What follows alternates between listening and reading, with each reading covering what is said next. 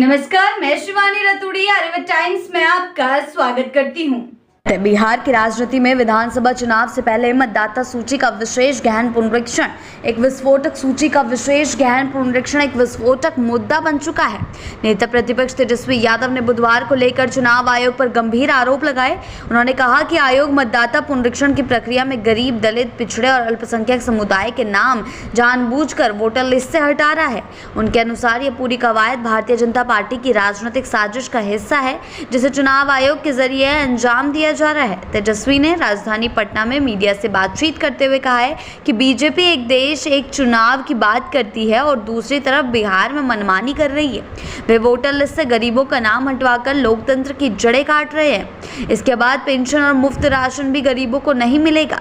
ये सीधा हमला है उनकी रोजी रोटी पर, उनके संवैधानिक अधिकारों पर।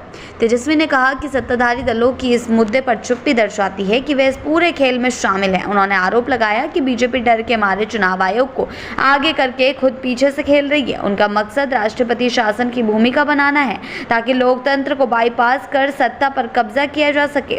तेजस्वी का यह बयान उस वक्त आया जब बिहार में विशेष गहन मतदाता पुनरीक्षण अभियान जारी है।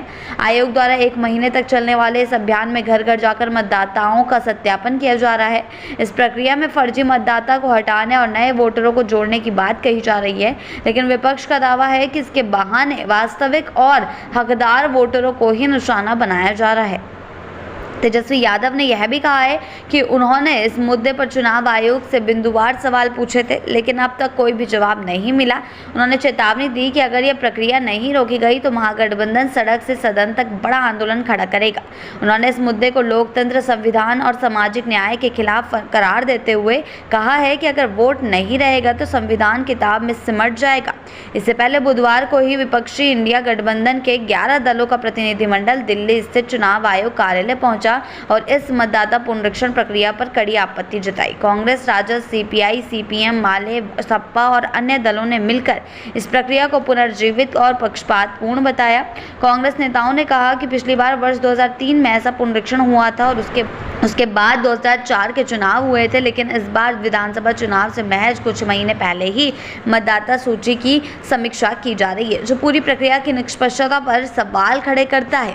राजनीतिक विश्लेषकों की माने तो मतदान सूची को लेकर उठा विवाद अब चुनाव पूर्व का सबसे बड़ा मुद्दा बनता जा रहा है। एक और सत्ता पक्ष इसे निष्पक्ष प्रक्रिया बता रहा है और फर्जी मतदाताओं को हटाने की कवायद कह रहा है, तो वहीं विपक्ष इसे चुनावी प्रबंधन का हथियार मानकर लगातार हमलावर हो रहा है। तेजस्वी यादव का सीधा हमला अब केवल बीजेपी पर नहीं है, बल्कि निर्वाचन आयोग की निष्पक्षता पर भी सवाल उठ रहा है। ऐसे में बिहार की सियासी जमीन एक नई बहस शुरू हो गई है। क्या चुनाव से पहले वोटर लिस्ट की समीक्षा लोकतंत्र की मजबूती है या फिर इसे कमजोर करने की सुनियोजित साजिश? ये तो आगे चलकर ही पता चलेगा।